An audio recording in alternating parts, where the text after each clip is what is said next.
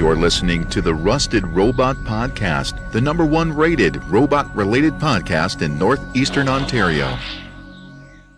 Welcome to episode 172 of the Rusted Robot Podcast for October 22nd, 2017. I'm your host, Sean, with Josh and Kitty and Shane. Good morning. Morning. Good morning. So how about that robot fight? We finally got to see it. We did. Kind of. And it was amazing. Well, It was pretty great to watch, yeah. second half was amazing. I liked the first half the best. The first half was the best part. I laughed so hard. I laughed until they were ready for the second part, and we were watching the whole time. It was funny, but it wasn't like the crazy showdown that we wanted. So a bit of background It's for everything our that listeners. I wanted. This was the Japanese-American robot fight we've been teasing for, 2 years? 2 years ago, the boys at Megabots Inc. challenged the guys at Shirabashi Heavy Industries. They both had giant robots, and they wanted to fight. They said, we challenge you to a fight. Japanese were like, cool, but it's got to be melee. Mm-hmm, yep. And the Americans are like, cool, we'll do it. And then they realized their robot sucks. So they had to build a whole new robot. Even though the other team did not build a whole new robot. Right. Because they got challenged while the other people already had a robot. They just upgraded their arm. So they're just like, oh, so now we're fighting two robots? Because we agreed to the fight with that guy. That's right. So the Americans made 2 robots to fight the Japanese 1 robot. Yeah. What was the Japanese robot called again? Because I want a t-shirt that says that, because I was on their team. The Kurata. Yeah. And they won the first match. Handedly. Yeah, I'm fast. not even gonna call that a win. That was a slaughter. That was just... And that is the fight that the Americans challenged.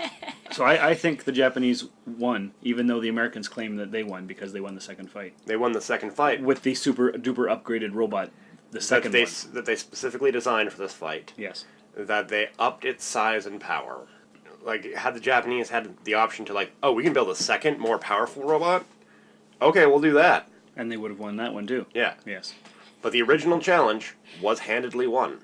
The Americans lost their challenge. If you haven't seen it, the first fight is the very best fight. The Japanese robot comes cruising down the aisleway. And then they shoot it. Well, they shoot at it. They shoot it at does it. nothing. And then ramming speed, and just knocks it over, and it slowly tips back. And that was the end of the American robot. Which was awesome.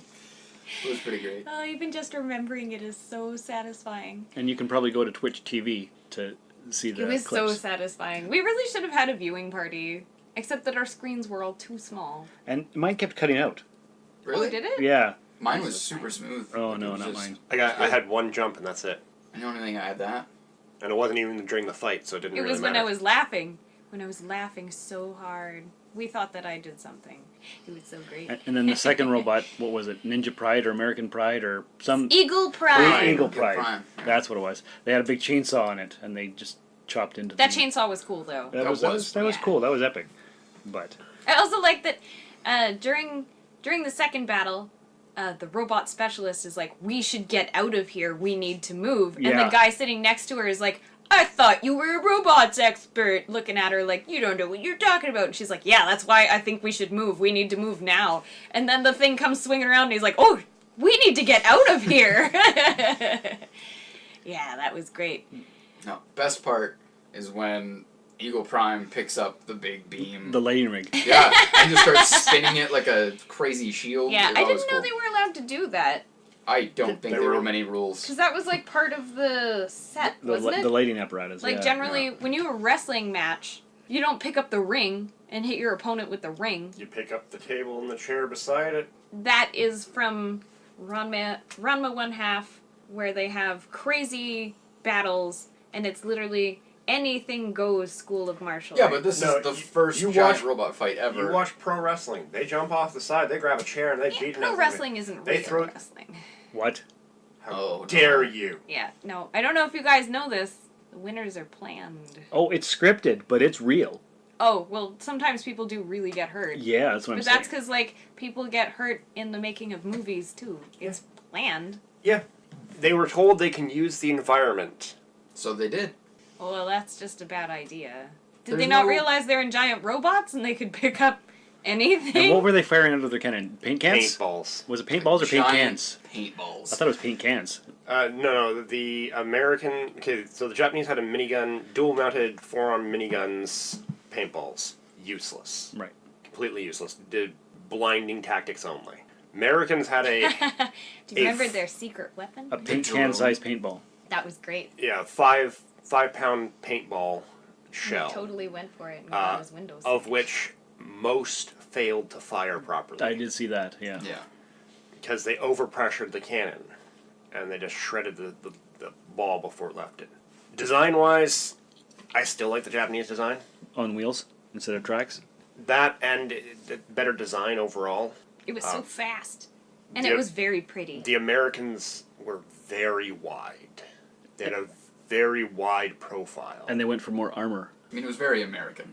It was. Yeah. It had a head beside the cockpit, which kind of made it look like it had two heads. It's just a giant eagle head. Because they didn't put the eagle head over the cockpit.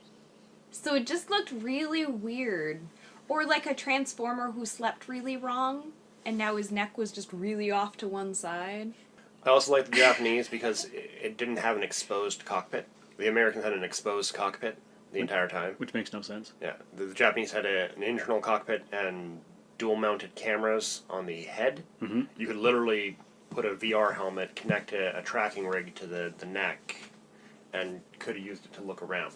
Yeah, but what happens when your cameras are disabled somehow? You switch to the alternate cameras on the chest. And if those are disabled, Well, that's just like asking what happens if your cockpit gets smashed. you're dead. What happens if I Yeah. poke you in the eye with 2 sticks? I'm gone. I'm blind. Right, exactly. You still go. You Well, can still do you stuff. can run can't see. away.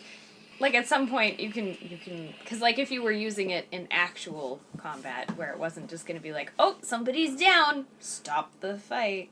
Because like in actual combat you want to be in an armored cockpit, and then Yeah. if your vision gets taken out, you back off. Yeah.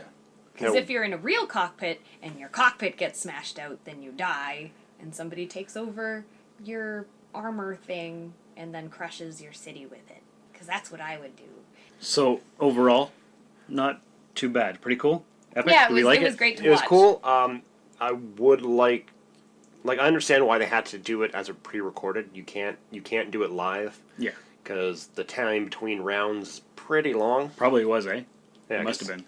Well, they had to repair so many things. And they had to they got in the clinch and to break them up. That probably took a half an hour, maybe an hour. Yeah, you Plus, would have like, been there easily- all day watching Yeah. this thing. Say if something were to happen, like, Somebody died. where the first guy... Yeah, well, that too. But also, like, where the first team just got knocked over, they needed to be checked by medical professionals. Yeah. Yeah, that one guy wasn't looking too good when he got out of the... Yeah, apparently when he saw the fist come, he just tried to protect his head because he's like, I'm going down. I don't like the idea of 2 pilot cockpits for mecha. I always thought 1 mecha, 1 pilot, but they didn't take advantage of it. No, I was actually kind of confused as to why they needed 2 people. 2 people would make sense if you had 1 person controlling The mech? locomotion and secondary systems, and you have 1 person controlling the arms.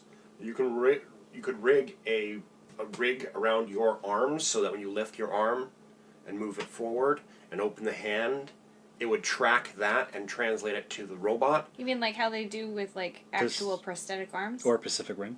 Speaking of No, Pacific it's Rim, no, an actual rig. They have them. yeah, because that is exactly what they do in Pacific Rim. They are in talks to do a Godzilla or King Kong crossover with Pacific Rim, and that would be amazing. That would be amazing. Down goes Gypsy Danger. Yeah. Are Godzilla and King Kong on the same team, or are they versus each other? Or is it everybody versus 3-way everybody? melee fight. Oh yeah, 3-way fight Yeah? between Gypsy Danger, Godzilla, and King Kong. Well, King Kong's gonna die. Oh yeah, no, Gypsy Danger and King Kong don't stand a chance. I'm always Team Godzilla. Well, that's because King of all he's monsters. Godzilla. Yeah. But, like, even, like, the Godzilla versus King Kong didn't make sense. No. Because King Kong was the wrong size. Are they making King Kong the wrong size for this one? I don't think I don't know. Because if I they make him know- the wrong size, then he kind of stands a Yeah, chance. that's probably not going to Because happen then he'd be anyway. I know giant. because their movies, like they've already made the King Kong movie, they've already made the Godzilla movie. I know in the next one, because the next one is the two of them versus each other, I think they're scaling up King Kong. They have I know to. they're aging him and making him a little bit more aggressive. Okay. Because he was a little bit passive in the last one. Well, that's why that took place in the 70s. Yeah. So he's had time to grow and... Yeah. Yeah, So 'cause he it will would be just- a lot larger. Well, that would be good, because, like, if they made him the actual size that he's supposed to be, where he can climb the Empire State Building, he would just die. Because I think even in the King Kong movie, he was probably, like, the same size as the Empire State Building? Or close-ish? No. Because he In has the to be original, able is to that what climb you're talking the... He has No, to I'm be talking able to about the one climb that the thing. last year with Sam Jackson. Oh. Oh, he still was... No, he wasn't well, that he big. was He was bigger. big. Okay, maybe not, like, Empire State Building big. He was bigger than he was in the original movie, though, the claymation movie. But yeah, they'd have to scale him up a lot to match up with Godzilla. Yeah. So that's something to look forward to. Yeah, like, I think a fight between King Kong and Gypsy Danger would be kind of cool, but add Godzilla into that and he would just destroy. Which Godzilla? The current American version of Godzilla. Oh, okay. With Bryan Cranston? Yeah. Okay. So that's the one that's going to be doing the crossover. So. Okay. I do like there's a 1980s version where he has that thing where he can, like, use his tail and then do that crazy jump kick thing. Then he could beat them all so fast. That was the No, dumbest it was thing. the best. It was the best thing. It was great. Hey, talking about cool movies, did you see the trailer for Black Panther? I did. It looks great. I have seen gods fly. I've seen men build weapons that I couldn't even imagine. I've seen aliens drop from the sky. Yeah. But I have never seen anything like this. How much more are you hiding? Hold up. Let's go.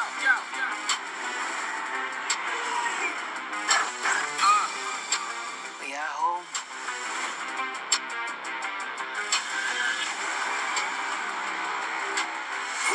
My son, it is your time. Show me my respect and bow down. You get to decide what kind of king you are going to be. Don't freeze. I never freeze.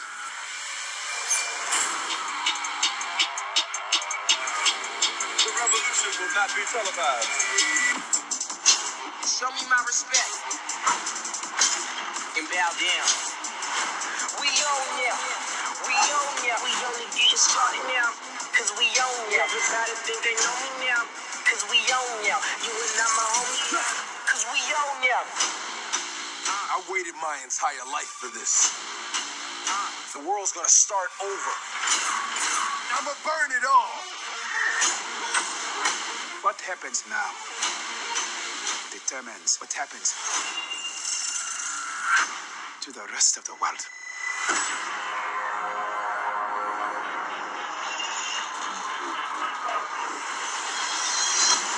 You will not be able to stay home, brother. You will not be able to plug in, turn on, and cop out. The revolution will not be televised. Let's have some fun.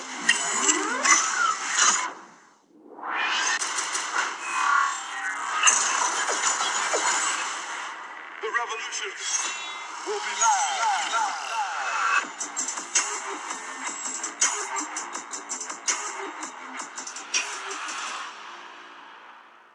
Doesn't it look awesome? Yeah, It looks I'm fantastic. jazzed for it. All the parts that we could see, because it was bright enough to see, looked very cool. I'm jazzed. It's looking good. Looks like it's gonna have good action, Definitely. good story. Yes. I'm slightly concerned about the accents. That's the only thing. What do you mean? Why are you concerned? Is it because a lot of American people can't understand what people are saying when they speak with any form of accent, including even if it's just a Canadian person speaking? Yes, that may affect the ticket sales. No, it won't. It won't. It's a Marvel movie. It's a Marvel No. movie. It's a Not juggernaut. everywhere else, but a lot of people in the U.S. have a lot of difficulty being able to tell what people are saying if it's in an accent. Well, maybe they'll subtitle it. Never underestimate people. That's worse. Subtitling a movie makes it worse. I don't want to read in a movie. That's not necessarily true. When I was living in Europe, In Europe, it's they totally watched fine. all of their movies in English We're not and just talking about subtitled Europe. their language. in. Well, Yes. We're talking the about people the in States. Europe have culture. The majority of Americans are like they're not Choose your words carefully. yeah. they're not uneducated. It's just from what I understand, the majority don't like to read when they go to movies. My American listeners, why don't you write us in, therustedrobot@gmail.com. Do you like to read during your movies? Are the accents in Black Panther going to affect your viewing pleasure? I kind of get it, though. I don't like to read a movie. I like to read a book, not a movie. Movies go too fast. That's why we like dubbing and not subbing. That's why I like dubbing. Also, I'm dyslexic, so it's just not gonna happen. I watched an entire movie in Norwegian the other day. That sounds cool. We watch a lot of anime, so Yeah. But the thing is, I always have to pause it. I have to pause it because I can't read that fast. You have to pause at a question? I have to pause all the time. my concern with Black Panther, I want it to be good. I think it's going to be good. It looks good. It does look good. I'm concerned about the factors that may limit the audience. We're going to have idiot racists. Good. I don't care if you're there or not, but that limits the audience. Mm-hmm. You're going to have people who don't want, like, oh, I can't understand what they're saying. That's going to limit them. But that doesn't mean that the movie's not going to be out already. Ticket, right? No, not necessarily, because a lot of viewings are repeat viewings by people. Oh, yeah, that's true. That draws in a lot of money. About, I think, the thing I read was like half the money that you get is from repeat viewings. Like how Julie went to go see Wonder Woman like 3 times. Because you get your initial block of people going in. Yeah. And then all the people coming in the next few weeks, most of them are repeat views. True. For big blockbusters. Oh, for sure you want to see it twice because it was so good. Some guys go see it 5, 6, 7, 9 times, right? Exactly. I went and seen Spider-Man like 3 times. So that's a big part of their money. So if a lot of people are like, it was good, but I had trouble understanding what's going on. I couldn't understand the damn thing they're saying. Okay, but that's concern for Marvel's bottom line. The film's already out and we've already seen it by that point. We don't care. But we liked it. My concern is for Black Panther 2. Yeah, Yeah, well, because Josh wants there to be a second one. of course. Because it looks cool already. I like think that they didn't. guaranteed there will be a second one. Because it looks fantastic. I like that they didn't give away too much in their trailer. Yes. It was a lot of just action. Marvel's pretty good at that now. Yeah. They are really good, yeah. Really, all we see is... We see Golden Jaguar for the first time, which looks fantastic. But not too much. No. He was there, Yeah. but then he was gone. Yeah, Michael B. Jordan looks fantastic, finally getting a good superhero role, because Human Torch. Ulysses S. Claw gets his sonic hand, which looks kind of cool. I think it's only a finger, though. I don't think it's his full hand. What if it's just the finger sometimes? What if he has the option? Maybe, that'd be cool. Yeah. I mean, it'd be possible, because of technology and stuff. We see the all-female guard for Black Panther. They look fantastic. They do look super cool. I mean, Wakanda itself looks awesome. it does look awesome. Yeah. Because I'm what, excited. they're 100 years in advance of our technology? Is that what the Pretty thing is? much. Just because they have so much vibranium Yeah. and stuff like that, they just have that extra. But they've got some kind of force field over their land that makes it look like it's really primitive? Yeah, Is that what it is? pretty much. Okay, yeah. Yeah, in I a hope- nutshell, that's basically what it is. I hope that the movie is not quite as dark as the trailer was. Like, just for actual, like, lighting-wise. Because I'm always sad to go to a theater. I think it'll be 50-50, just because Black Panther is... He's a night hero. Yeah, he's... Yeah, but if it's 50-50, that's fine. Yeah. As 'cause long as it's not It does the whole look very movie. bright. So, I think there will be sections where it's just him sneaking around and doing his Black Panther thing. Yeah.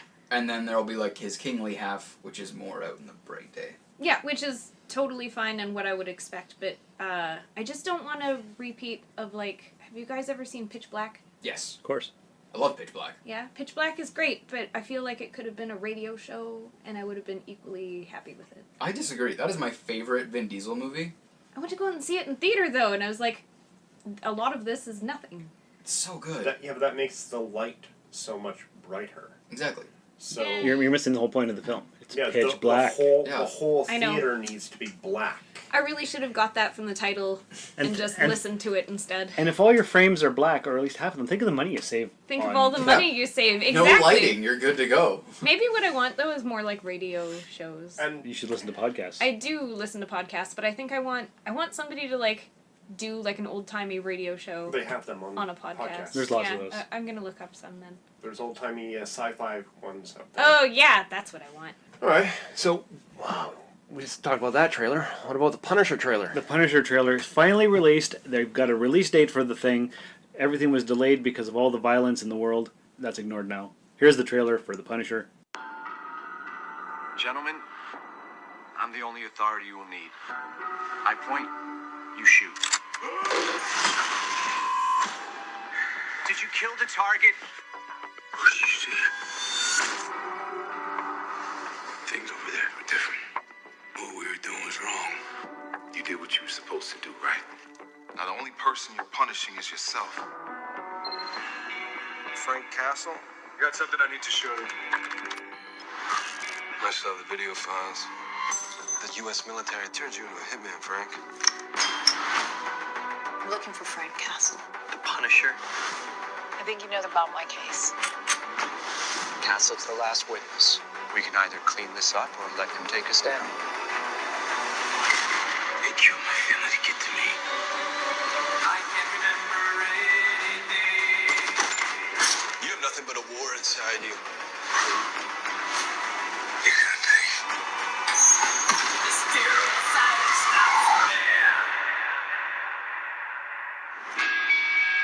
Stay out of my way. This is not your fight. Oh, please, God, wait for me. I need to find these bastards. I gotta kill them. So where does that end, Frank? What if you're exposed to them? These men, they decide what the truth is. The same thing that happened to you happened to me. We could make that right.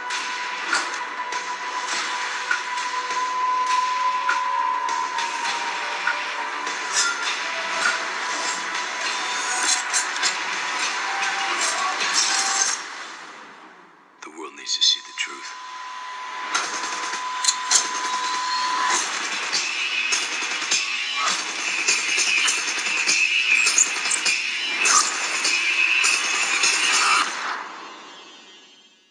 Super awesome. Yeah. Comes out November 17th on Netflix, the same day as the Justice League movie. As soon as I saw the trailer, I think it was like 2 hours after it was released, I sent you a text with just the date. Yeah, you did. And it's like, yeah. It looks great. Are we going to binge it like we did the last one? Yeah. It looks awesome. We're doing one sitting. Oh, isn't it going to be longer than the last one that we watched? Yeah, 13 episodes more. than Oh, likely. jeez. Yep, one Can sitting. we do it in 2 sittings? No, one sitting. Can we have popcorn? Yeah, we can have popcorn. We didn't And have popcorn last time, even And though I you asked can have for chocolate popcorn. too. Chocolate, popcorn, I don't pop, like popcorn chips. and popcorn at the same time. Fudgicles? Oh, actually, I haven't eaten a fudgesicle in a long time. Really? I bought the wrong ones because I went to Walmart. They have the wrong fudgesicles, and they're gritty, and they're gross, and they're too sweet. They are not the right consistency. That has nothing to do with Punisher. She wants to punish Walmart. I for know, having that's the what I'm wrong saying. Walmart should I be think so. punished. Frank Castle, come save me from the imposter fudgesicles. That would be so funny. Gonna jump in and watch all of the Punisher. All of it. Shane doesn't watch TV shows. Shane's gonna watch it. I You would if we- try. You would if you got invited to a viewing party where there was popcorn and you just sat down and had to just watch it all. Because then there'd be time set aside, and technically you'd still be socializing, quote unquote. But really you're just sitting and watching TV. Yep. Which is the best kind of socializing. Yeah. So, Yep, that's it. We're gonna have a viewing party. Sounds good. okay. All right, I got a question for you guys. You know at the 12. beginning... 12? I don't believe that's the answer. Oh, 42? But maybe. 42 is always the answer. Okay. moving Okay. on. You know at the beginning of the podcast, Yes. where we introduce ourselves and then we go into the whole... My name is Optimus Prime. Hello, I am C-3PO Human Cyborg. The robot clips. The robot clips. Should we drop that? Is it too long? Is it too much? Because I already have at the beginning the whole you're listening to the Rusted Robot #1 rated podcast, blah Yeah. blah blah, and then we talk for 30 seconds, and then we put that in, and then we go into the rest of the show. Should we just get rid of the robot? I think we can reduce it. Yeah. We can take out all the non-robots. 'Cause there are some non-robots in there. Well, yeah, but The droids? No, the droids are fine. Droids are robots. because you have Scotty introducing Data, You're not quite, human, are you? Yeah. that's okay. Now we can pull Scotty out. We can pull. Can't get rid of Scotty. He's classic. We can pull out Locutus. He's a robot. He's No, a he's cyborg. not. He's a It's just- cyborg. A okay. cyborg is not a robot. But if you listen to the very first episode of the Rusted Robot podcast, it's all about cyborgs, robots, and androids. Oh my. This is like Yes. how your minimalist life goes, though. You're like, I'm getting rid of some things. Getting rid of some stuff. Oh, I can't get rid of that. I can't get rid of that. I need that. I can't get rid of that. And then you just still have like a million things. That's why it's taking me so long. It was 6 more things than you had before. This is accurate. So I I'm thinking, need this. It goes with that. yeah, I'm thinking about cutting down the beginning of the Rusted Robot podcast thing, but we can't get rid of any of the clips. No, either we get rid of the whole thing. No. I can't get rid of the whole thing. Well, Listen, I think- you extremist. We're just gonna cut it down a little bit. What do you mean we? I'm the one who does all the work. Well, True, but we're going to cut it down. exactly. Yeah, we are. You've Okay. been outvoted. I think our listeners should let us know what they think. Should we get rid of the robot clips at the beginning or end, or change it somehow? You can tweet us at the Rusted Robot on Twitter. All right, so Sean wants to cut everything. Yeah. That's one vote. Katie, cut, edit, or extend. Extending is an option. What kind of crazy person would be like, we will add more. There will be less airtime for all speakers. We'll make it 10 minutes of robot clips from various... What do you want? Cut, edit, or extend? I would edit it and make it shorter. Edit it? Part of me wants to say extend just to see what we could add on. But I'm gonna say shorter. So you're going to edit. I vote for edit. So that's 3 votes for edit, 1 for cut. Now each of you get a vote. So email in, give us your vote. I want to hear what you want. Shorter, none, or extend. The Rusted Robot at gmail.com, or on Twitter at The Rusted Robot, or the Facebook page. Mm-hmm. Yeah, because their opinion is the most important because they're the ones who have to listen to Well, that's exactly right. And what about the end song? Should we get rid of the end song? No. You guys like the end song? Yeah, Yes. that's great. You know how hard that is to find a good end song? What if we tried helping you? You know what? Some assistance on this would be fantastic. Okay. No, your pain is everyone else's pleasure. You have to continue to find the end song. Yeah. What do you call Batman when he skips church? I don't know. What do you call Batman when he skips church? Christian Bale. I don't even know what to say about that. That was awesome. All I right. stumped you. That's not a question. That's a joke. It was a question. It was posited as a question. That's not a stump question. That's a joke question. It was great. I demand more of these. I will try to find one. Very good. Did you guys hear about the ion drive? No, tell me. I will tell you about the ion drive. Is it a twin ion drive engine? I tried to learn about it, but it was too quick. Oh, that's you're just full of them today, aren't you, little buddy? I have a joke. It's Dungeons and Dragons related. What kind of ship does a pirate vampire ride? I don't know what kind of ship does a pirate vampire ride. A blood vessel. Oh, man. Scientists have announced a breakthrough with an ion thruster that could one day take humans to Mars. It's called the X3 thruster, a type of ion propulsion known as a Hell thruster. Or maybe it's a Hall thruster. Probably Hall. Probably Hall. This technology is alluring because it can theoretically achieve higher speeds than conventional chemical propulsion. In a series of tests at NASA's Glenn Research Center, researchers said they had now achieved a record power output for a Hall thruster, opening up new avenues of research. They involve accelerating plasma at extremely high speeds. Electrons are used to bump into atoms, normally xenon gas. This knocks off more electrons, producing positive ions and thrust. Slowly over time, this continually increases the speed of a spacecraft, and in theory, this Hall thruster could get a spacecraft up to 40 kilometers per second, 8 times faster than a conventional chemical propulsion spacecraft. That sounds pretty cool. Yeah. That's fast. Yeah. So chemical propulsion, 5 kilometers per second. Ion thrusters, 40 kilometers per second. Those numbers are a bit wonky because you can actually, that's on a limited distance run, because a chemical rocket, you could go faster. Mm-hmm. You can go a lot faster. You just have to have a lot more rocket fuel. Well, yeah, true. And they say here, they've shown that the X3 ion thruster can operate at over 100 kilowatts of power. It generates 5.4 newtons of thrust, which is the highest level of thrust achieved by any plasma thruster to date. The previous record was 3.3 newtons. That's not a lot of thrust. Well, the Dawn spacecraft currently orbiting the dwarf planet Ceres and launched in 2007 has just 90 micronewtons of thrust. I mean, once you're in space, you don't really... Yeah, but 5.4 newtons of thrust is not a lot of thrust. No. You're not going to accelerate quickly. Like, yes, you're going to get there in speed, but it's going to take a while to get up to speed. Yeah. This is not a throw you back in your chair. It's more like, are we going? I haven't noticed. It's useful. It's impressive. I'm happy about it. Yeah. But it's relax, people. It's cool, though. Would it be better for the environment, though? No. No.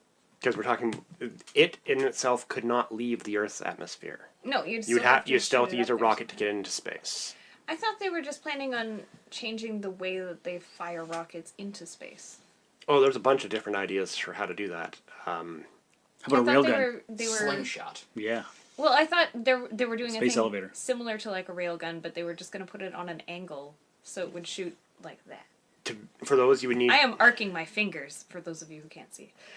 There are proposals for that, the space gun and other things. Yeah, where you just like effectively fire them, just slingshot. Off they go.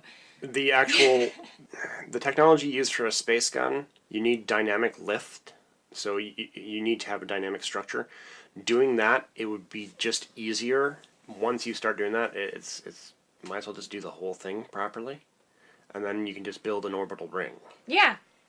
And then you wouldn't have to worry about it, and then you could have the space elevator.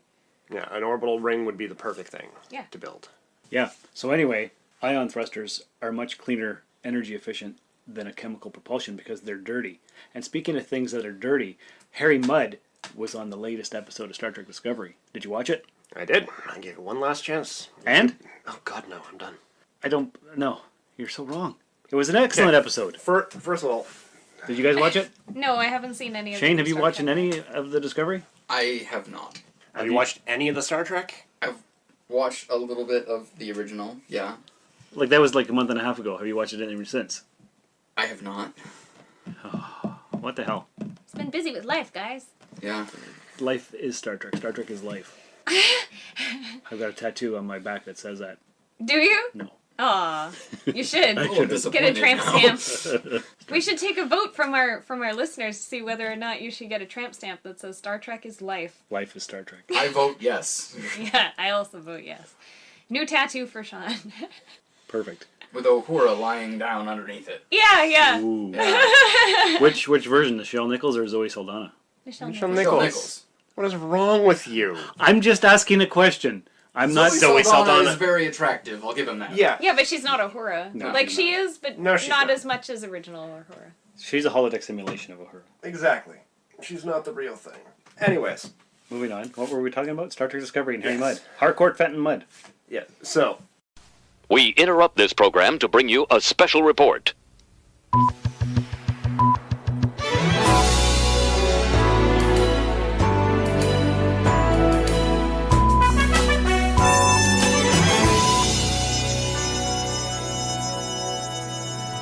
What, really? They agree? They both think the same? Welcome to this important special bulletin. We have breaking news that the UK correspondent for Bob, Paul Wright, that's me, actually agrees with Josh about this new Discovery TV series that's on at the moment. Over to myself for this special report. Yes, thank you, Furbob. It is true. Reports are coming in that I actually agree with Josh. So let's take a look at this in greater detail. So we have this new science fiction show that has come out, which involves a captain in a blue uniform, and they have a crew that we have not seen any of these species before. This crew can't stand the first officer, as she has messed up in the first episode. The first officer reluctantly joins the rest of the crew, and besides the odd snide comment or two, seems to be fitting in quite well. But there is one member who doesn't trust her. In the pilot episode, we are introduced to some amazing new species, one of which seems to be lacking a sense of humour. There is also a character that lacks confidence, but I'm sure that when push comes to shove, she will step up to the plate. And there's a robot. The stories seem to be, at first, episodic, and there is an element of that, but there is also an overarching storyline. The ship looks in keeping with the fleet, and is a slightly unusual design, but I'm sure that will grow on the fans. I must admit to thinking that there would be lots of elements of Star Trek in this series, but I'm surprised not to find any. Yes, there are communicators, but they're not the flippy type. I have yet to see a proper phaser, and they don't seem to beam like they do in the original series, but that's a good thing. This show is unique, has some humour in it, and is tackling some great issues in a science fiction future sort of theme. I mean, just take a look at the end of episode 2 and the beginning of episode 3 especially. But anyway, enough of the Orville. Let's talk about Discovery. So CBS has created a new science fiction show, which involves a captain in a blue uniform, and they have a crew that we have not seen any of these species before. This crew can't stand the first officer, as she has messed up in the first episode. The first officer reluctantly joins the rest of the crew, and besides the odd snide comment or two, seems to be fitting in quite well. But there is one member who doesn't trust her. In the pilot episode, we are introduced to some amazing new species, one of which seems to be lacking a sense of humour. There is also a character that lacks confidence, but I'm sure that when push comes to shove, she will step up to the plate. And there's a robot. The stories seem to be, at first, episodic, and there is an element of that, but there is also an overarching storyline. The ship looks in keeping with the fleet, and is a slightly unusual design, but I'm sure that will grow on the fans. I must admit to thinking that there would be lots of elements of Star Trek in this series, but I'm surprised not to find any. Yes, there are communicators, but they're not the flippy type. I have yet to see a proper phaser, and they don't seem to beam like they do in the original series, but that's a good thing. This show is unique, has some humour in it, and is tackling some great issues in a science fiction future sort of theme. Now, I've always said that any Star Trek is better than most things that are on TV. And that includes Enterprise. I'm not a big fan of Enterprise, but I'd rather watch Enterprise than most other television programs. Yeah, Star Trek is not perfect, and there are maybe some better science fiction programs out there. Battlestar Galactica, for example. Maybe even Babylon 5. But Star Trek is Star Trek, and it always holds a place in my heart. And my father and I sat down one Monday morning, 8 o'clock, eagerly anticipating a series of Star Trek. And we're still waiting for it. Because, as far as I can see, this new Discovery programme has nothing in it that makes me believe it is Star Trek. We have Klingons. Well, yeah, that's true. I mean, you can't have Doctor Who without Daleks, you can't have Star Trek without Klingons. Okay, I'll roll with that. I get it. I can't stand Klingons. There's too many of them in Star Trek. We need to move on from that and get some more interesting characters. Yeah, throw a Klingon here now and again, but okay, so we're setting this on the backdrop of the Klingon War. Fabulous. We could have done the Romulan War, but never mind. Klingons. Okay, I get it. What are these things that they've got on the show at the moment? They've got a flat nose. Is that because when the ships come out of hyperspace so quick, they all flatten themselves against the view screen? These aren't Klingons. They look nothing like the original TV series. Well, that's probably a good thing. They look nothing like Deep Space Nine or Next Generation. Which, okay, I can see that it's set before then. Maybe special effects are better, makeup's better. I can understand that they want to revamp it a bit. But they don't even look like the film version of the Klingons. And for goodness sake, why are they all speaking in Klingon? Why are we not... Come on, we've had 50 bloody years of Star Trek and not once have we had subtitles. Why do we get them now? I have to read the subtitles. I can't put the context of... I can't put the cadence onto the subtitles. I can't read that into the subtitles when somebody's shouting Klingon behind it. I feel so sorry for anybody who is watching this in audio description, because they will have to have the subtitles in English, which would probably sound better because it would have the cadence there. I can't see it. I'm borderline dyslexic. I can't read that quick. I'm struggling to keep up with it. I have to pause the bloody thing and rewind it, and I'm losing the plot. Get rid of the damn things. We've never had them before. We don't even know. Even when we're in the middle of flipping the Klingon High Council, we have it in English. For goodness sake, it's stupid to stop putting... we don't even have it in the films, for crying out loud. How do I know this is Star Trek? There's Klingons in it. Well, okay. How do I know that we're on the Federation? Maybe some background noises that sort of come from the original series, or Enterprise, or even Next Generation, or something like that. Some little beeps, blips. When people touch the keypad, some noises that we recognise. I mean, they throw in the odd communicator sound now and again. What's that for? The odd one now and again. It should be there all the time. The Discovery's... I can't believe I'm going to say this. The Discovery's saucer section spins. What? How? Why? Why isn't everybody inside it like the inside of a washing machine being flung out to the sides of the flipping ship? Mushroom drive, for goodness sake, thanks for calling it that, Josh. That is a brilliant name for it. A mushroom drive. I mean, gee whiz. This is the bloody heart of gold. The mushroom drive, you can plug in, go anywhere at anytime you like. Just replace the mushrooms with tea. Call it the spaceship heart of gold, and you've got an improbability drive. Hitchhiker's Guide to the Galaxy, away you go anywhere you like. The other thing is, it's too bloody dark. I can't see anything. The Orville is nice and bright and light, even in the dark. Even in the where do they go to? I can't remember the species name now. The Bortas get in the second episode. His mate, they're a single sex alien. They have they lay an egg, and it comes out as a female, and they want to change it into a male. It is the most amazing story that you could think of. It deals with it just like Star Trek did, but it doesn't end it like Star Trek did. It's brilliant. When they go to the High Council there to go to plea to get this child kept as it is and not changed, the lighting and cinematography, the focus is superb. It's crap in this flipping Discovery thing. Oh, I can't see. It's too dark. Lighten the damn thing up. Lens flares. Oh God, did we not get rid of these things in the first film? By the second film they got rid of them, and now they're bringing them back for the TV series? Really? Lens flares? Oh my God. And the theme. What the hell is that theme? Totally unforgettable. It's too much like, well, have a listen to this and see what you think.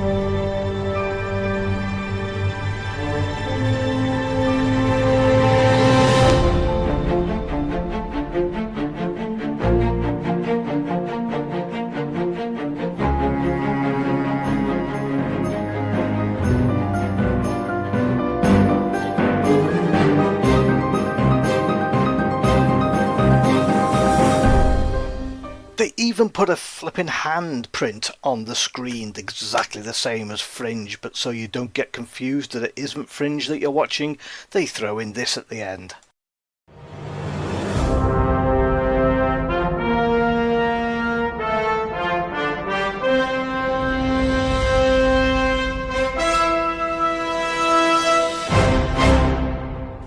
Gee whiz. Okay, so Hitchhiker's Guide to the Galaxy meets Game of Thrones meets The Orville. That's what I say. It's called Discovery. It is by no means Star Trek. Absolutely not. There is no feel of it. It has been produced by the same people who should know better. But there you go. I will not be buying this on DVD. I probably will not watch this again because I just can't. The Orville, however, as soon as that comes out on DVD, I'm buying it because we're not getting it over here at the moment, although I have seen it slightly illegally. So there you go. Josh, I'm with you on this one, mate.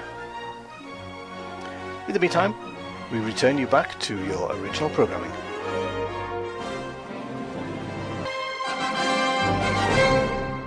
Thank heavens for Seth MacFarlane. Back to you, Sean. You said give it one more chance. It's going to be good. Uh-huh. You lied. And then the next episode has the one character from Star Trek that I hate the most. Okay, that's a different version, though. They brought in Harry Mudd. Okay, Roger C. Carmel played Harry Mudd in the original, and he was a more jokey character. And this one is more serious by Rainn Wilson. What do you think of the acting of Rainn Wilson? Never mind the fact. Yes, Rainn Wilson plays Harry Mudd. Really? In Star Trek Discovery. Okay, so I actually like this Harry Mudd more than the original Harry Mudd. Well, good. See, I still don't like him. Well, you're not supposed to like him. He's a rogue. He's a scoundrel. Yeah, so is Han Solo, and I love Han Solo. Different kind of rogue and scoundrel. Yeah. The cool kind. The murdery kind. But I don't like this. Again, Again, the mushroom drive is driving me insane. Apparently the mushrooms have access to subspace now. That's how they're working. Okay. It's based on real science. No, it's not. It is. No, it's not. There are wiki articles that the Klingon group from Crimson Dawn actually shared with me on the Facebook page today because they want to have a roundtable discussion about Star Trek Discovery because they do not like your opinions on this new show. Well, they can not like my opinions. That's fine. They don't like your opinions. Don't go to war with the Klingons. It's not a good idea. Well, if I'm going to war with the Klingons from Star Trek Discovery, I'll win. They're not Klingons. They're easy to defeat. Yeah, but part of the thing is, though, Josh doesn't have to go to war with these Klingons because they respect that other people have decisions and opinions and stuff. Yes. Okay, so skipping the fact that you hate Star Trek Discovery, you did happen to watch this episode. The Ash Tyler character who escaped on the Klingon shuttle with Captain Lorca, do you think that's Volk, the albino Klingon? Because, remember, what's her name, Laurel, said, you're going to have to give up everything, sacrifice it all, in order to do this mission. And the whole thing is remain Klingon. So, if he becomes the human-looking guy, because of some retrovirus or who knows what genetic thing, that could be... That's the theory, anyway, that Ash Tyler, who escaped the prison cell with Lorca, is actually Volk, or Vok, the torchbearer. It's the same actor. They don't know who played Volk, or Vok, or however you say his name. It's not on IMDb. Then yes, it is. That's what I'm thinking. What do you think of that theory? Does it blow your mind? No, it's... You're very jaded. Shane, you need to start watching Discovery so we can have these talks, because he's going to stop. Yeah. And I need my Star Trek talk. Honestly, I think I have to now, just because he's gotten so...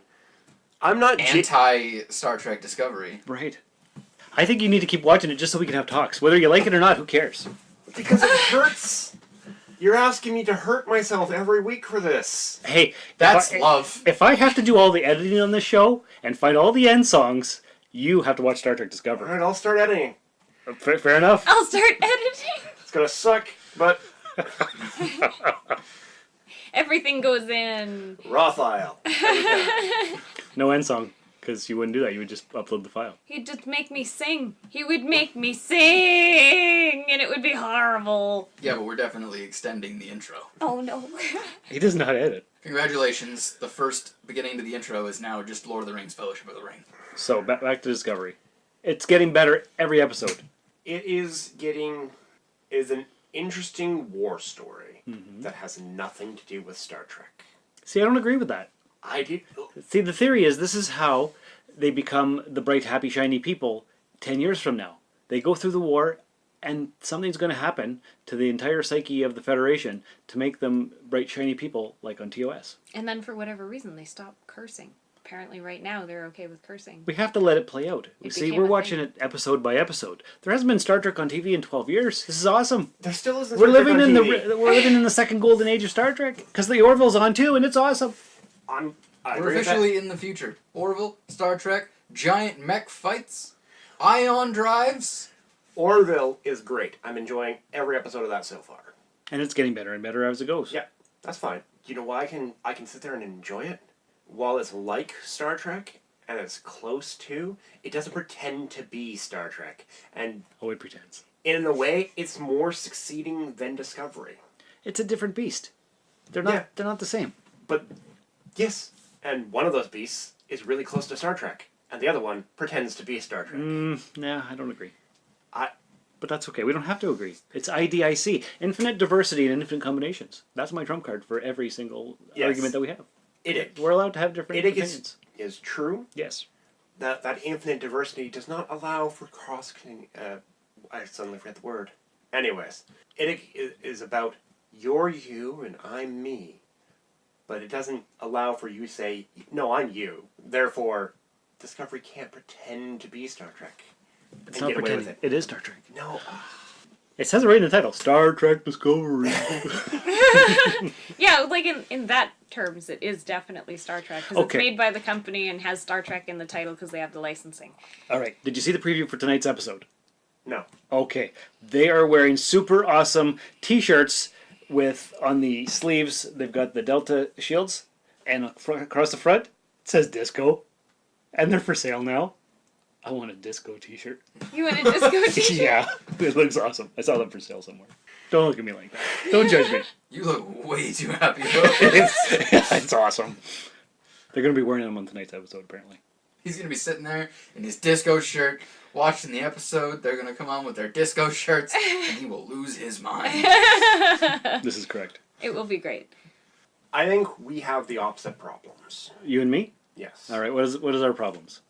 I am looking at it through the lens that this show is trying to be, and I don't see that because my idea of Star Trek is too colored. Meaning, I have preconceived notions by watching everything that came before it. Well, I've watched it all. Hundreds of times. Let me finish. Okay, go ahead. So that's coloring me against the show. It might be better than I'm giving it credit for. Probably not. It is. But it might be. Uh-huh. You have the opposite problem, where you've seen all the other Star Trek and you just want more. You're a junkie, and you need more. I need my fix, is what you're saying. Yeah. But it's also good. But they've given you stuff that is tainted. It's not. It's Star Trek for the modern age. We're in 2017. It can't be 90s Star Trek, or it can't be 60s or 80s Star Trek. But the 60s Star Trek and the 80s Star Trek, 20 years apart, you felt the connection between them. You felt how this and this are related. Yeah. The sense of exploration, Mm-hmm. the sense of connectivity. That's all holds together. Then you squeak forward, you jump over DS9, because it's awesome.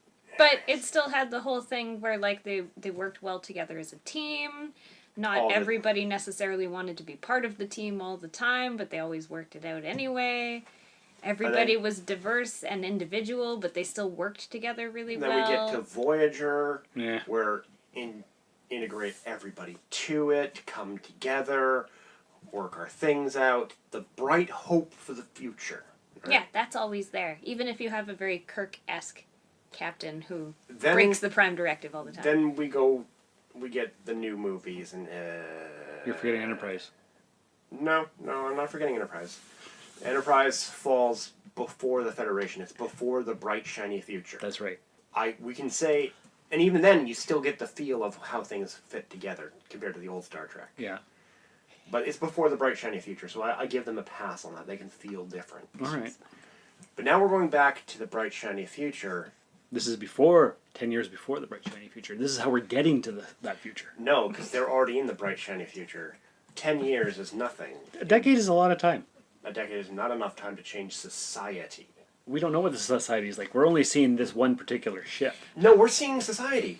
And speaking of this particular ship, the captain actually sits in the chair in tonight's episode, apparently, for the first time. Because he hasn't in any other previous episode.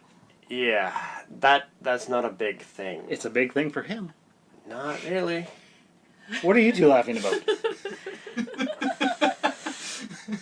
You guys said shiny a lot, and Shane and I started singing the song from Moana. All right. And then we couldn't stop laughing about how they were going to hear us muffled laughing in the background and possibly little lyrics from Moana. It's such a good song! Have you guys been drinking? Not yet. No. All right. No. So we're going to table our Star Trek Discovery discussion because we're never going to agree. But Like I said, I think we have opposite problems. I think you're shining it up, and I'm seeing it for what it is. and I'm looking. No. See, we can't agree. We're not. We have an email this week. Oh, good. Yeah, let's talk about emails. Well, no, let's take a moment and collect ourselves. We have an email this week. After weeks of no Sparky and Guns, they have written in to the Rusted Robot Podcast. They're back. They are back. Email. Title. NOE Phase 4 Costume Party starring Alpha Flight. Hey there, malfunctioning metalheads. Sparky has returned from the gun-shaped state of Florida, and he did so bullet wound-free. Big win. Guns developed the power of instant transmission after days spent trapped on the planet Yard Rat. He used it to get to the fridge quicker and grab a sandwich. This week, Sparky would like to know, with the NOE Halloween Super Extravaganza Costume Bash on the horizon, what is your least favorite type of costumes that attendees wear? Store-boughts. I hate store-boughts. Agreed. Make If you your just own. buy your own, if you buy your complete costume and go, no. If you buy, I need a Halloween-y dress. Okay, I'll take this dress. And modify it with other and things. I'll take this, and I'll take that, and then mix and match and build something from that. Creativity. that's fine. Yeah. So those are the ones that you dislike the most. Yes. Yes. Like somebody goes and picks up a Complete. Captain America muscle suit Yeah. and goes. I'm totally fine with those because some people don't have the time or the creativity. You have a whole or year. Yeah, but some people just, like, I don't have time for making a costume. You do. No, I don't. No, I don't. Technically, I do in the summer, but I don't. I have no time. It's insane how little time I have. Right. But also, a lot of people can't sew. A lot of people can't, like... I don't... There's a lot of non-crafty people. I don't need you to build your own costume. But don't buy, I'm Captain America, there's my entire suit.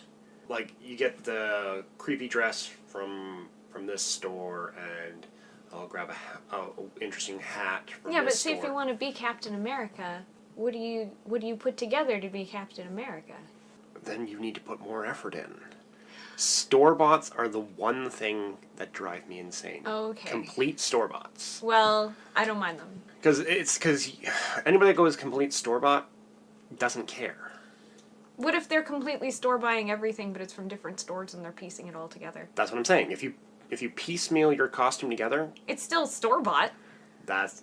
Yeah, but you That's put in different. effort. Oh, okay. So you're okay with things that are all purchased from stores as long as they have to run around You and didn't buy just- things you- instead of you didn't purchasing just one complete costume Right from off the one rack. location. Yes.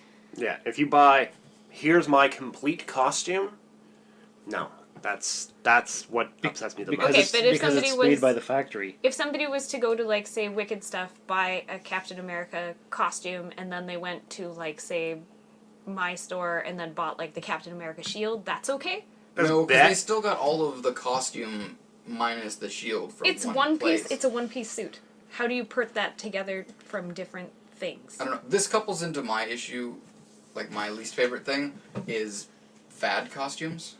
The last couple of years, there have been like 1 billion Harley Quinns everywhere. And Wonder Woman this year more than likely. Yeah, and stuff like that. Like, that bugs me. Because you didn't really put a lot of thought into it or anything. You just kind of went, well, I really like that, so that's what I'm going to do. It's not original in any way, really. I And don't it's know, not just sometimes- Harley Quinn, it's the Margot Robbie Harley Quinn. Yeah.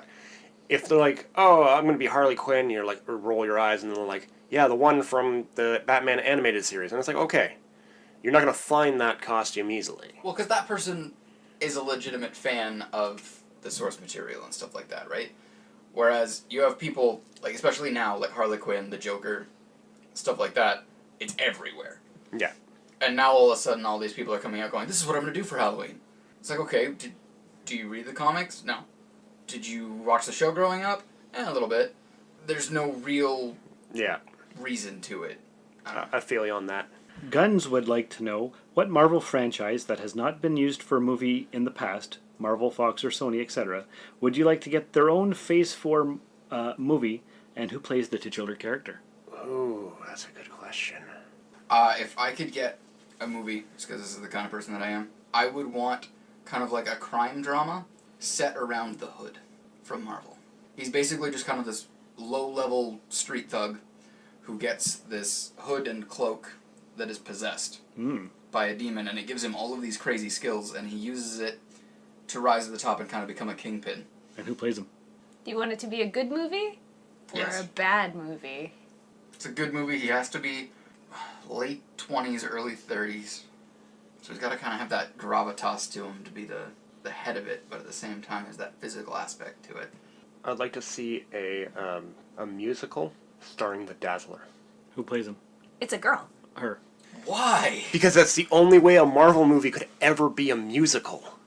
Dazzler is so useless. No.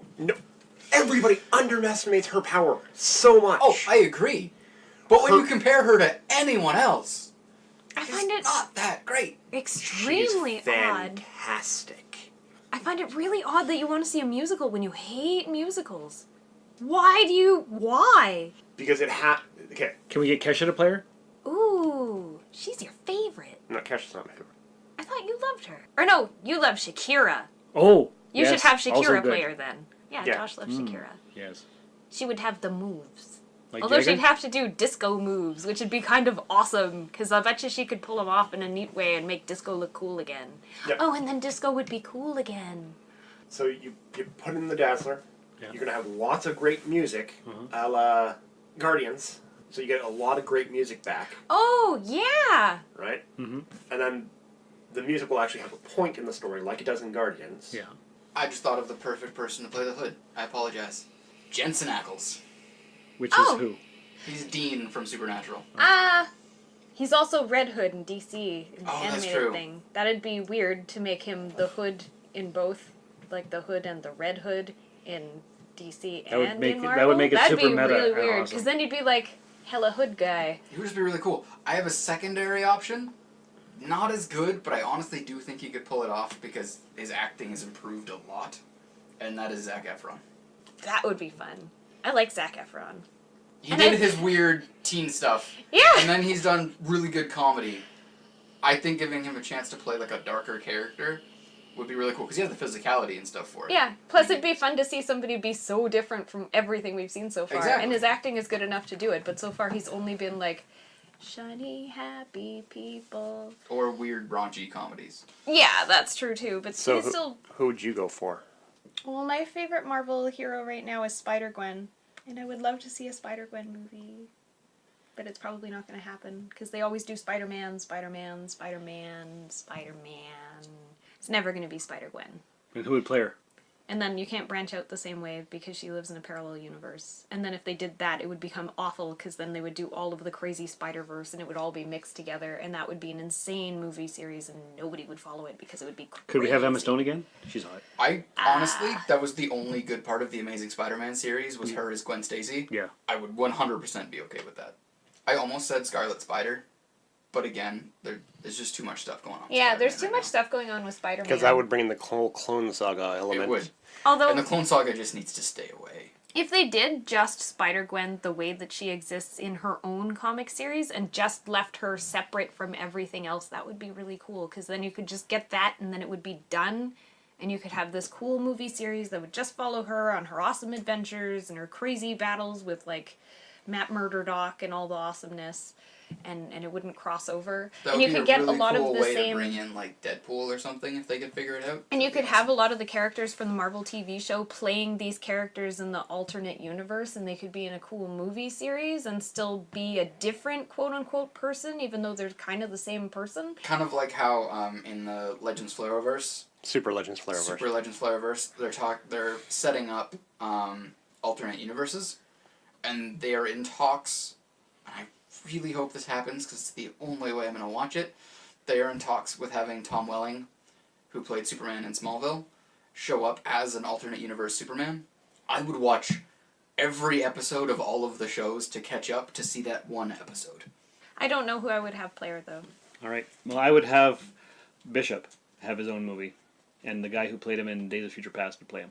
So there. Once again, thanks for the podcast, and keep on rusting. Sparking guns, astronauts, men barely alive. Gentlemen, we can rebuild them. We have the technology. We have the capability to build the world's first bionic men. Sparky and guns will be those men. Better than they were before. Better, stronger, faster. That's Sent from my awesome. iPhone. Good So times. I never talked about which... they didn't answer my question from last week. Nobody answered your question from last week. Nobody answered my question from last week. In fact, I've been thinking about it all week, your question from last week, and I even did a deep dive into Wikipedia for all the slasher films, and there's a lot of subgenres and what's its names and whatever, and I figure the slasher film that I would be in would be the Chucky franchise, Child's Play, because I like toys, and I'm a toy collector, so that would be making sense because my toys would come alive and kill me because I had them put on the shelf in their spots. Oh my god, that sounds terrifying. Yeah.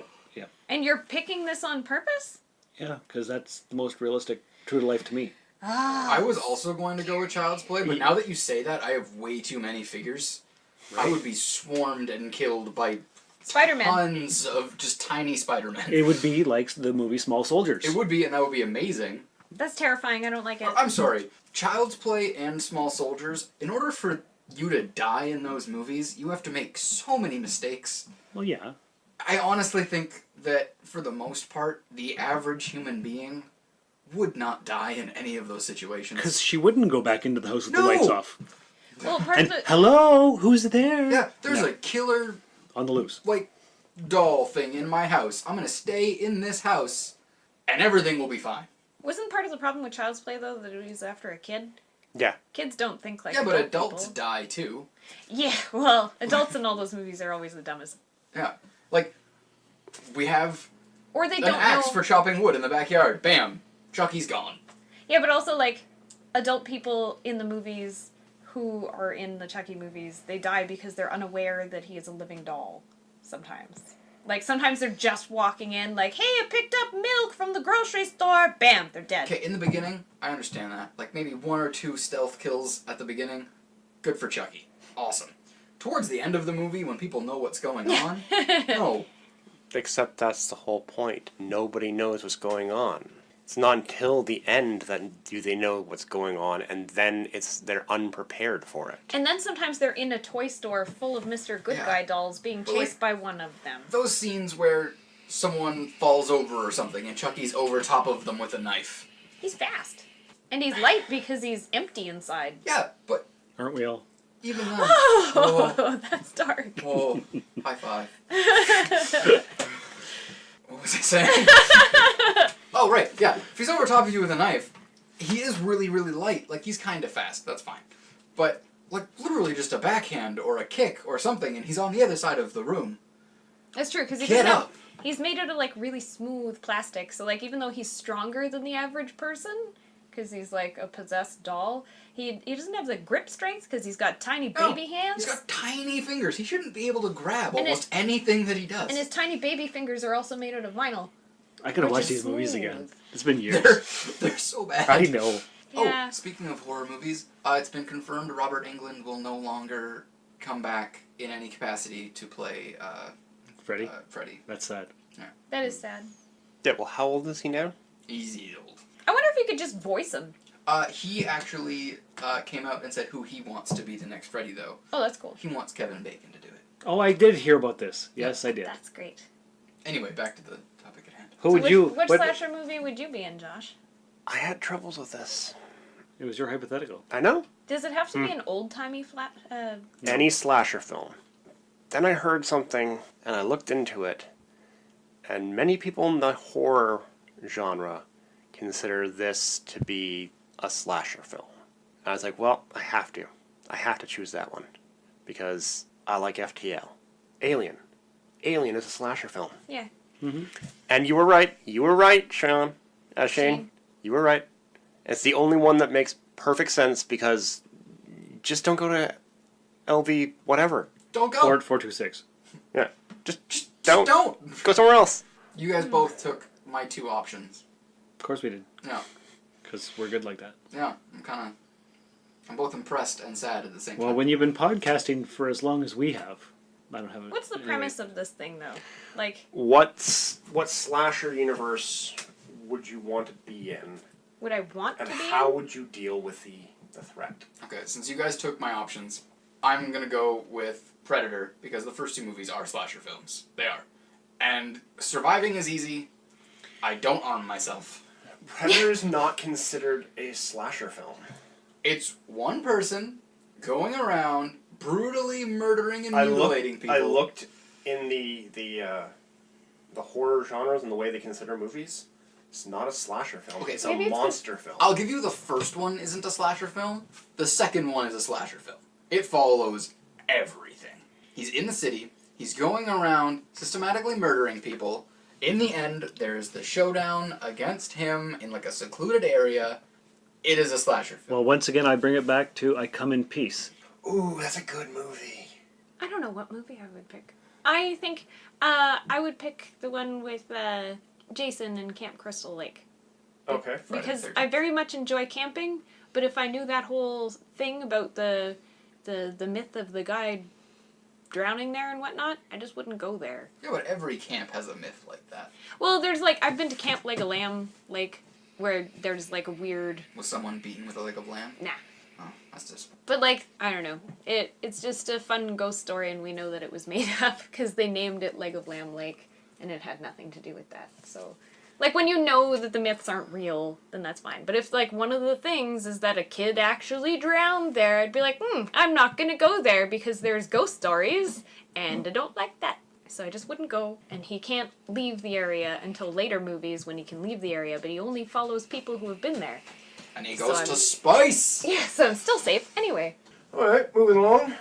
I hear you work in a comic book store, dear. Oh my god. Yes, I work at Jump City. It's currently located at 229 Pine Street South in Timmins, Ontario, Canada. What do you mean currently located? Currently, because in the new year, January 2018, coming soon to a mall near you, Jump City will be moving to the 101 Mall in the basement.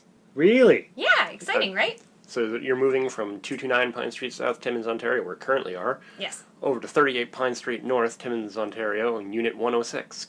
Yes. That's not as flowy. Yeah, we'll have to find a way to fix it. Yeah. Probably Unit 106 of 38 Pine Street North, Timmins, Ontario, Canada, Earth, Seoul. Or just the 101 Mall in Timmins on the Schumacher Highway. In the basement. No, it's on another one. It's on the Schumacher. I know, but that's the other commercial for the other place. Yeah. For the other... Okay, so won't say that. We won't say that part. All right, so you have a comic book store. Yeah. And you sell comic books there. I do indeed. And you're going to be moving in the new year. In the new year, yeah. And do you have a comic book to talk to us about for this week? I do. On the Rusted Robot podcast. I do. First of all, I'm going to rant for a little bit about how awesome it's going to be, because on Halloween Day, we are holding Halloween Comic Fest. Everywhere else, they usually do it the first Saturday before Halloween. But as Julie and I have the Northern Ontario Expo Halloween Dance to go to, if you haven't got your ticket, you should get one now. They're only $20 each. And there's less than 80 of them to go. There's less than 80 of them to go. Everybody's running out. Go out, get them now. Where can you get them? You can get them at Wicked Stuff. You can get them at Alfie's Cigar Store. And you can also get them at Jump City at 229 Pine Street South in Timmins. For a limited time. Yeah. Also, I think some of the board members have them to sell as well, but you have to get them fast because most people are out. So we are holding a Halloween Comic Fest at Jump City, and all participating comic book stores are also holding them, but theirs are taking place on the 28th.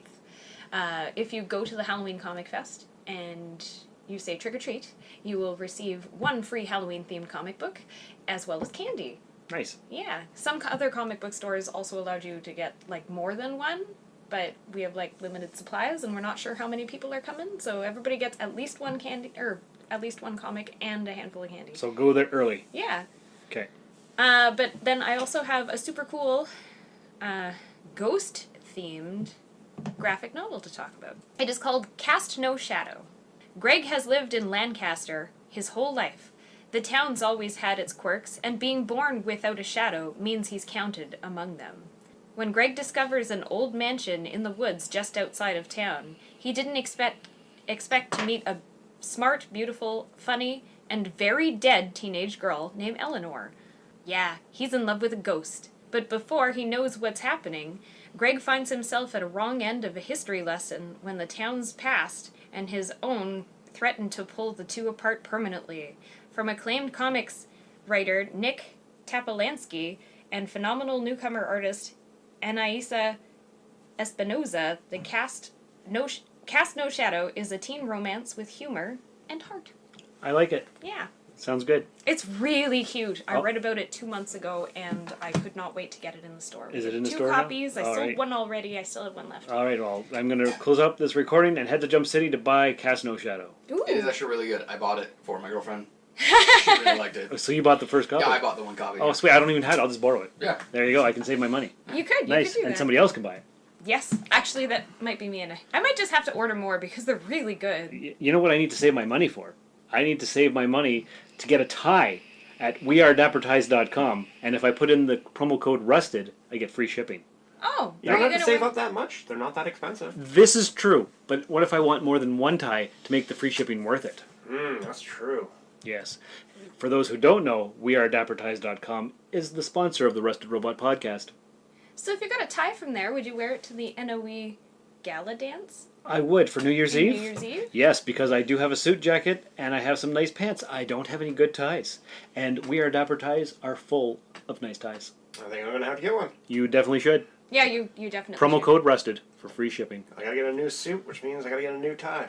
And if our listeners go to We Are Dapper Ties and put in promo code RUSTED for free shipping, for every tie they sell, the Rusted Robot gets kickback to help support the cost of running the podcast and the hosting fees. And they can also go to patreon.com/DarthVaderloo for as little as $1 a month and help support the Rusted Robot podcast.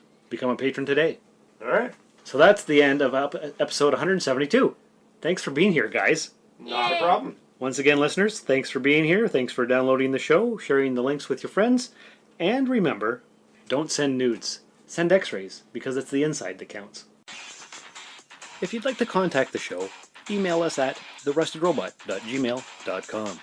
Our website is therustedrobot.podbean.com. On Twitter, we're at therustedrobot. I'm on Twitter and Instagram at Darth Vaderloo. We'd be honored if you would review us on iTunes and like us on Facebook.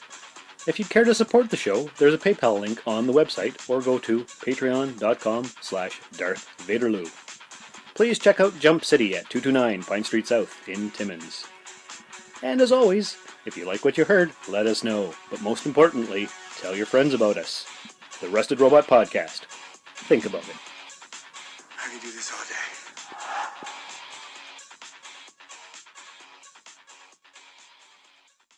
This song might be familiar to you. United States, Canada, Mexico, Panama, Haiti, Jamaica, Peru. Okay, well listen to this. United States, Canada, Mexico, Panama, Haiti, Jamaica, Peru, Republic Dominican, Cuba, Caribbean, Greenland, El Salvador, too, Puerto Rico, Colombia, Venezuela, Honduras, Guyana, and still.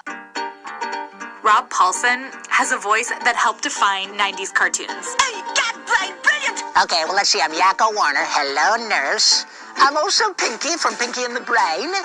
And for those of you who are fans of Jimmy Neutron, I'm Carl. I'm the little fat guy. And you did Raphael from the original Ninja Turtles, right? Yeah, Raphael sounds a lot like me. Say things like, Shredder, you tin-faced geek, get back here and taste cold turtle steel. Okay, we got a couple of grade 8 ding-dongs on our hands. And all the voices, they have a background story. Oh, no. I feel a flashback coming on. Let's go.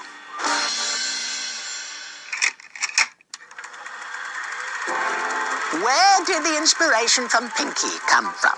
We did it! No. We froze the Johnny Dog. Well, for me, it was a large part of my deep, abiding love for British humor. Here's a little joke for you, Pinky. Knock, knock. Well, that's not a very funny joke, is it? Peter Sellers was a huge inspiration, but for some reason, Mr. Spielberg, in his infinite wisdom, decided it was a good fit with Maurice LaMarche, who was the brain. So, here we are. Wait, Steven Spielberg? Oh my god, there he is. He produced Pinky and the Brain. And Animaniacs? Wait. And he did Saving Private Ryan, Twister, Men in Black, and Schindler's List while he was making these cartoons. Okay. IMDb sidetrack over. Sorry. Back to Rob. Okay, great. Okay, so Yakko from Animaniacs. Where did his voice come from? Only our hairdresser knows for sure. They decided on this little sort of helium-based voice that had kind of a smart-ass vibe a la Groucho Marx. Hey, Batman, does Dracula know you're wearing his cape so badly? And as for the song where he sings every country in the world... The interesting thing is, it only took me one take to record it. This song is a beautifully crafted piece. That's the difficult part, not singing it. Mauritania, then Transylvania, Monaco, Liechtenstein, Malta, and Palestine, Fiji, Australia, Sudan. Some other places you can hear him were in Goof Troop, Darkwing Duck, Gummy Bears, Tiny Toon Adventures. The list goes on. This guy is kind of legend. I don't write them, and I don't draw them. I'm just a singer. But it is a cool thing to be associated with those shows. It's pretty cool. Nobody cares what I look like, so I can do it as long as I can breathe. This has been a Valley of Vanderloo podcast production, all rights reserved. This transmission ends now.